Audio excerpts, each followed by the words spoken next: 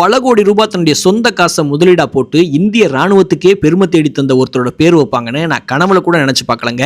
வணக்கம் மக்களே, இன்னைக்கு நான் எங்க இருக்கேன்னா SSLF சிட்டியோட ஒரு பிரம்மாண்டமான சைட் லான்ச்சுக்கு தான் வந்திருந்தேன். நான் போயிட்டு இருக்கும்போது எங்க ஆயிரக்கணக்கான மக்கள் வந்திருந்தாங்க. நான் இறங்கி பார்த்தேன், கால் வைக்க கூட இடமில்லாத அளவுக்கு நூற்றுக்கணக்கான வண்டிகள்ல ஆயிரக்கணக்கான பேர் வந்திருந்தாங்க. இவங்க அத்தனை பேருமே SSLF மூலமா ஒரு வகையில பயனடைஞ்சவங்க தான்.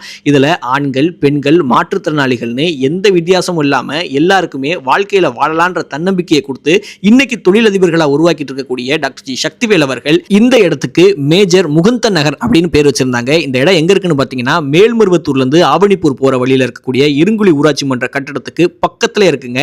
இந்த இடத்தை சுத்தி கிராமப்புறம், அங்க இருக்கக்கூடிய மக்கள் வசிக்கக்கூடிய வீடு, ஊராட்சி மன்ற கட்டட அலுவலகம்னு சொல்லி எல்லா வசதிகளும் இருக்கு.